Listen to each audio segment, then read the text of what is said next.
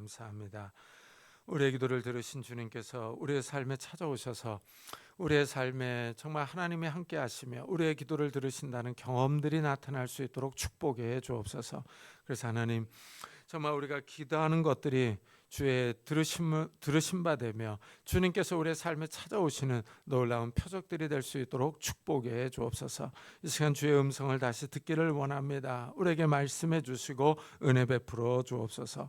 감사드리며 예수 그리스도의 이름으로 기도드리옵나이다. 아멘. 하나님의 말씀은 고린도후서 9장입니다.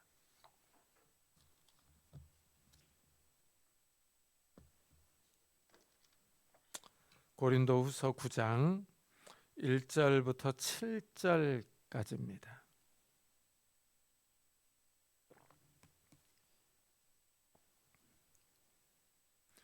고린도후서 9장 1절부터 7절까지 저와 여러분이 한 절씩 교독하겠습니다. 성도를 섬기는 일에 대하여는 내가 너에게 쓸 필요가 없나니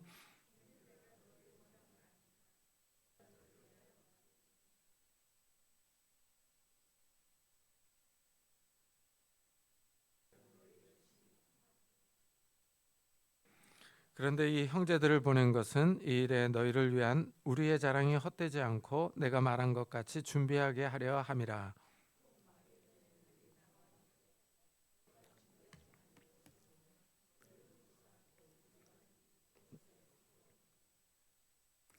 그러므로 내가 이 형제들로 먼저 너희에게 가서 너희가 전에 약속한 연보를 미리 준비하게 하도록 권면하는 것이 필요한 줄 생각하였노니 이렇게 준비하여야 참 연보답고 억지가 아니니라.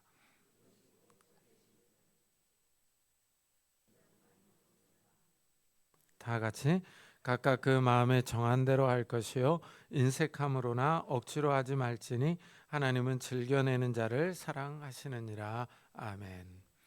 이 사도 바울이 이 8장과 9장에서 계속 헌금에 대해서 얘기를 합니다.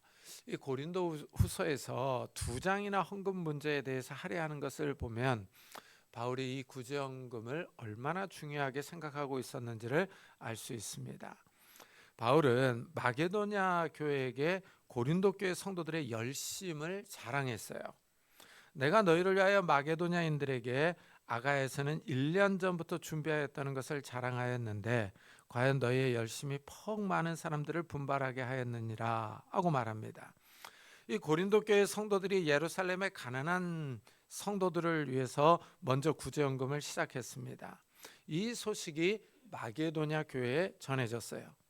이 마게도냐 교회는 환난 가운데 있었지만 이 구제헌금을 풍성하게 했습니다. 이제 상황이 역전이 됐어요. 이 고린도 교회 성도들이 먼저 시작해서 바울이 마게도냐 교회에 자랑했는데 그들이 헌금을 더 먼저 풍성하게 한 겁니다. 이래서 바울이 다시 고린도 교회 성도들에게 이 사실을 알려주면서 고린도 교회 성도들의 구제헌금을 독려합니다. 그런데 이 형제들을 보낸 것은 이 일에 너희를 위한 우리의 자랑이 헛되지 않고 내가 말한 것 같이 준비하게 하려 함이라 합니다. 이 마게도냐 교회, 고린도 교회 성도들의 열심을 자랑했는데 막상 고린도 교회 구제 헌금 상황이 지지부진하다면 바울의 자랑이 헛수고입니다. 바울이 이 뻥을 친 것이 됩니다. 이래서 사람들을 보내서 구제헌금을 독려합니다. 고린도 교회 구제헌금을 미리 준비하게 하는 거예요. 이것을 보면은 바울은 준비성이 좀 철저합니다. 갑자기 즉흥적으로 헌금할 것이 아니라 미리 준비하게 합니다. 헌금을 미리 생각하고 계획성 있게 하라는 겁니다. 여기서 우리는 헌금뿐 아니라 삶을 규모에 맞게 꾸려나가야 한다는 사실을 배울 수 있습니다. 나의 소득에서 얼마를 헌금할 것인지 미리 생각해야 합니다. 그래야 경제적인 삶을 규모 있게 꾸려나갑니다. 이 바울의 성격이 이것을 보면 철저합니다. 혹 마게도냐인들이 나와 함께 가서 너희가 준비하지 아니한 것을 보면 너희는 고사하고 우리가 이 믿던 것에 부끄러움을 당할까 두려워하노라 합니다. 만일 고린도 교회 성도들이 구제헌금을 준비하지 못한 것을 보면 마게도냐 사람들이나 사도 바울이 민망할 것입니다. 바울이 그렇게 자랑했는데 공허할 것입니다. 이 바울이 고린도 교회 디도와 함께 형제들을 보내고 있어요. 고린도 교회 성도들이 미리 약속한 헌금을 모으려고 보냅니다. 그러므로 내가 이 형제들로 먼저 너에게 가서 너희가 전에 약속한 연보를 미리 준비하게 하도록 권면하는 것이 필요할 줄 생각하였노니 이렇게 준비하여야 참 연보답고 억지가 아니니라 합니다. 이 바울이 고린도 교회 성도들에게 구제헌금을 미리 준비하라고 합니다. 여기서 우리는 헌금을 어떻게 해야 하는지를 배울 수 있습니다. 헌금은 미리 준비하는 겁니다. 이렇게 준비하는 일이 억지가 아니다 하고 말합니다.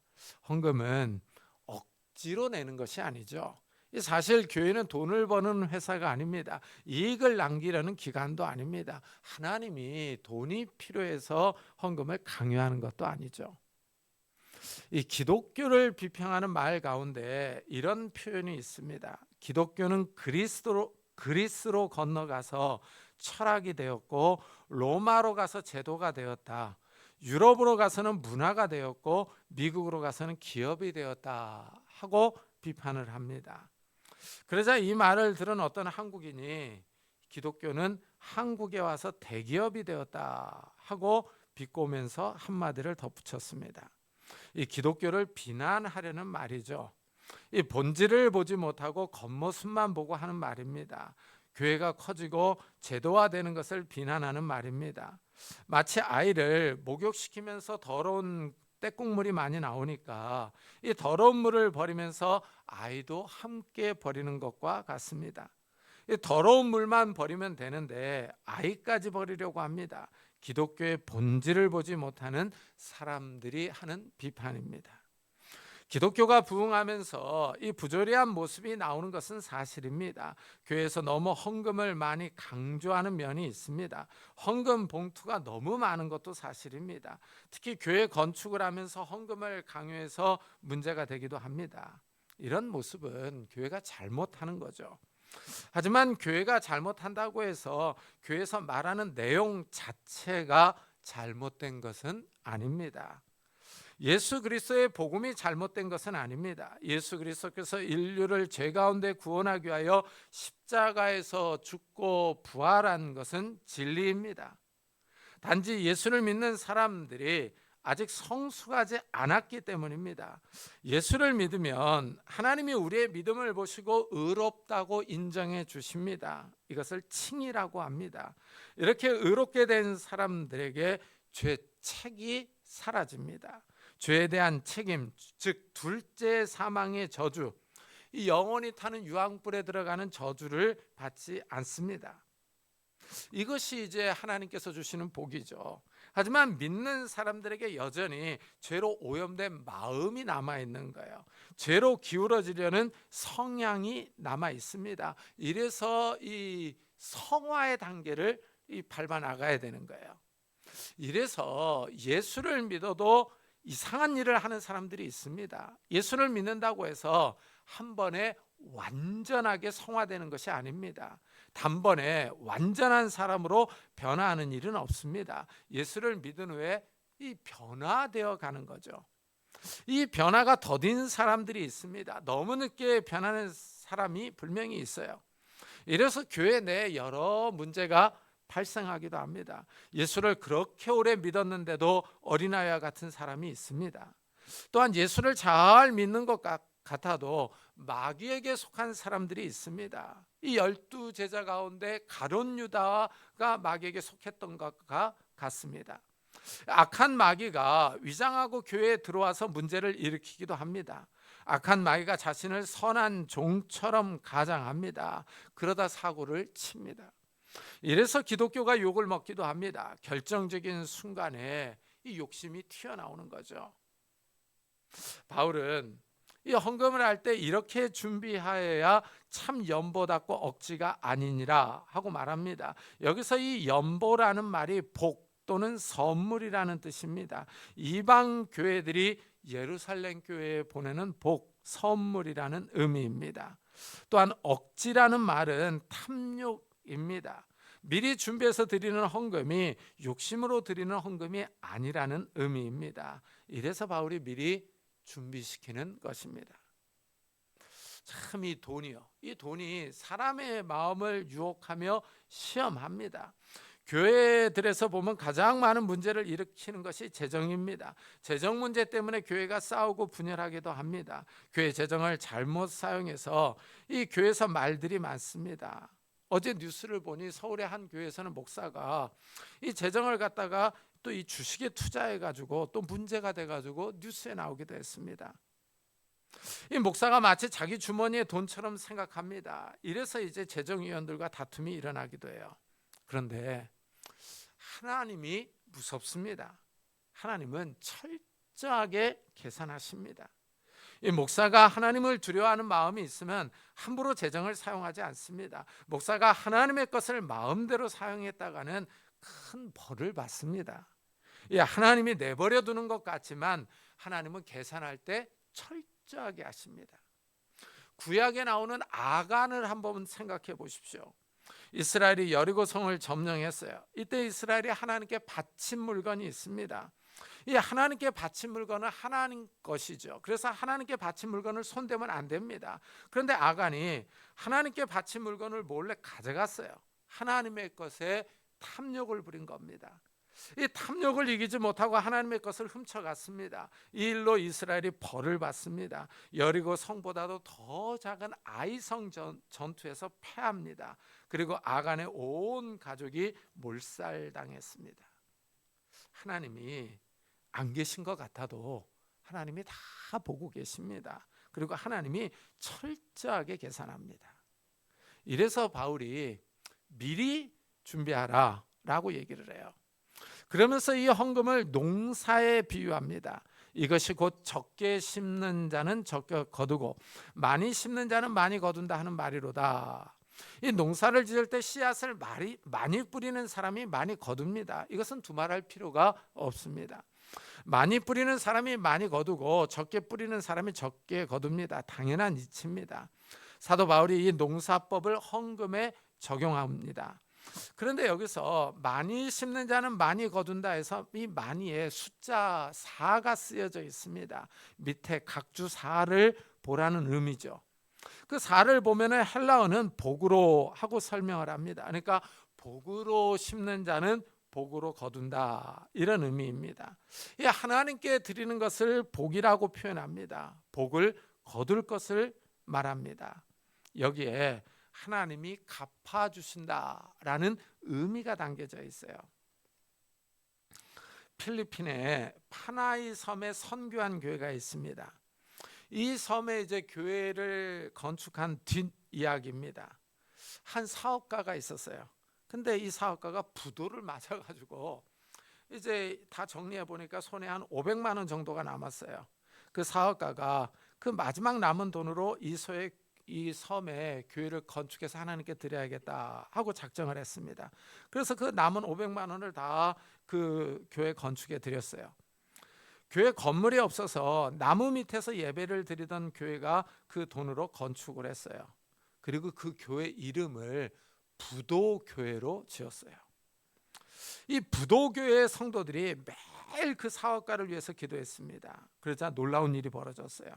부도가 났던 사업가의 사업이 다시 번창하기 시작한 겁니다. 하나님이 부도교회 성도들의 기도를 들으시고 도와주신 겁니다. 참 이 교회 이름이 재밌지 않습니까? 부도교회, 부도. 이 사업가가 정말 복을 심었던 겁니다. 사도 바울은 이 농사법으로 성도들에게 하나님께 심으라고 합니다. 하나님의 일에 헌신하라고 하는 거죠. 헌금은 하나님께 심는 거예요. 하나님께 드리는 겁니다. 하나님이 보시고 기억하고 계십니다. 특히 11조요. 이 11조는 아무리 어려워도 드려야 합니다. 11조는 하나님의 것이기 때문이죠. 농부들이 아무리 먹을 것이 없어도 봄에 뿌릴 씨앗을 남겨놓습니다. 씨앗마저 먹어버린다면 생명을 먹어버리는 것이죠. 내년에 심을 것이 없습니다. 이러면 다 죽기 때문이죠. 이 봄에 씨를 뿌리는 것은 가을의 추수를 바라봅니다. 하나님께 헌금을 드리는 것은 하나님이 주실 것을 바라보는 거예요. 하나님이 먹을 것을 주십니다. 하나님이 그 드린 것을 보고 계시는 거예요. 하나님이 복을 주십니다. 바울은 심고 거둔다고 표현을 해요. 하나님께 드리는 사람이 거둡니다. 하나님이 주신다는 겁니다. 신기한 사실은 우리의 삶이 아무리 어려워도 살아갑니다. 보면 죽는다 어렵다 해도 죽지 않아요. 보면은요, 하나님이 성도들을 지켜주시며 인도하시기 때문입니다. 하나님은 성도들을 죽게 내버려 두지 않습니다. 하나님께 복을 받기 원하는 사람은 하나님께 드려야 해요. 그렇다고 자신의 경제 규모를 넘어서 드리라는 말은 아닙니다. 사도 바울은 헌금의 원리를 이렇게 말해줍니다. 각각 그 마음에 정한 대로 할 것이요 인색함으로나 억지로 하지 말지니 하나님은 즐겨내는 자를 사랑하시느니라. 여기서 이제 말하는 헌금은 구제헌금이죠. 11조와 다른 헌금입니다. 예루살렘 교회 가난한 성도들을 돕는 헌금입니다. 이래서 마음에 정한 대로 하라고 말합니다. 그리고 헌금을 낼 때 인색함으로 내지 말라 합니다. 이 인색함이요, 이 말은 주저하는, 내키지 않는, 망설이는 태도를 뜻합니다. 하나님께 드리는 것이 아까워서 망설이며 주저하지 말라는 거예요. 억지로 내지 말라고 합니다. 강요에 못 이겨서 마지못해 내지 말라는 것입니다. 헌금은 자원해서 드리는 거예요. 이스라엘이 광야에서 성막을 지을 때 필요한 물품들이 있었습니다. 모세가 필요한 것들을 말하자 자원하는 사람들이 물품을 가져왔어요. 그런데 너무 많이 가져와서 나중에는 이제 그만 가져오라고 할 정도였습니다. 하나님께 드리는 예물이요, 이거는 자원해서 드려야 맞습니다. 억지로 아까워하면서 드린다면 하나님이 기뻐하지 않습니다. 이래서 구약에서 하나님께 번제를 드릴 때 흠이 없는 양이나 염소, 소를 가져오라고 합니다. 하나님께 좋은 것을 드리라는 의미죠. 흠이 있는 것을 가져오면은 하나님이 그 제사를 받지 않으십니다. 이 다리를 저는 것이나 병든 것을 가져온다면은 이 제사를 핑계로 폐기 처분하려고 하는 거죠. 하나님께 기쁨으로 드리는 것은 아닙니다. 바울은 하나님은 즐겨내는 자를 사랑한다라고 말합니다. 하나님께 드리는 것을 아까워하는 것이 아니라 즐거워하는 사람입니다. 기쁨으로 내는 것입니다.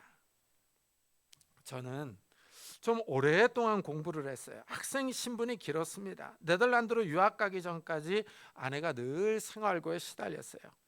제가 학생일 때 아내가 헌금 시간이 되면 동전을 드리면서 하나님께 기도했답니다. 하나님, 저도 집회 헌금을 내게 해주십시오. 이렇게 기도를 했대요. 그렇게 기도를 했는데 지금은 집회로 헌금을 드린다고 말합니다. 하나님께 헌금을 드리는 것이 기쁘다고 말합니다. 한 가난한 성도가 있었어요. 헌금을 드리고 나면 생활비가 빠듯합니다. 그래서 그 모습을 옆에서 지켜보던 부자 성도가 가난한 성도가 드리는 헌금을 자기가 내겠다고 말합니다. 그러면서 다음부터 헌금을 내지 말라고 했습니다. 그러자 그 가난한 성도가 성질을 버럭 냈습니다. 왜 내가 하나님께 드리는 기쁨을 빼앗으려고 하느냐 하고 말했습니다. 이 작은 액수지만은 하나님께 드리는 기쁨이 있었던 겁니다. 이 작은 액수이지만 하나님께 드리는 기쁨이 있습니다. 기쁨으로 하나님께 드리는 겁니다. 하나님은 이런 헌금을 기뻐하십니다. 예수님도 성전에서 2렙돈을 넣는 과부의 헌금을 칭찬하셨어요. 부자들은 헌금을 많이 합니다. 그러나 과부는 2렙돈, 한 고드란트를 드립니다. 예수님이 이 과부의 헌금을 칭찬하십니다. 자기 생활부 전부를 넣었기 때문입니다. 이 렙돈과 고드란트는 로마의 동전 명칭이에요. 그 당시 하루 노동자 품속이 한 데나리온입니다. 2렙돈은 한 데나리온의 16분의 1에 해당되는 액수입니다. 그러니까 하루 일당의 16분의 1을 낸 겁니다. 현대 돈으로 정확하게 환산할 수는 없죠. 동전 몇 개를 낸 겁니다. 예수님은 그 작은 헌금을 보시고 그 과부를 칭찬하셨습니다. 이런 관점에서 오병이어를 보면은 그 오병이어 사건이 아주 흥미롭습니다. 많은 무리가 예수님의 말씀을 듣기 위해 몰려들었어요. 나는 저물어 가고 빈들입니다. 이 사람들이 먹을 게 없어요. 그래서 예수님이 제자들에게 너희가 먹을 것을 주라 라고 얘기를 합니다. 이 제자들이 먹을 것이 없었거든요. 어디로 가서 사올 데도 없습니다. 이때 한 소년이 보리떡 5개와 물고기 2마리를 내놓습니다. 예수님이 음식을 축복하고 나눠줍니다. 5천 명이 넘는 사람들이 배불리 먹고 12바구니나 남았습니다. 이 아이들과 여성들을 치면은 10,000명이 넘어가는 숫자가 먹었어요. 예수님은 이 소년이 가져온 보리떡과 물고기를 축복하셨어요.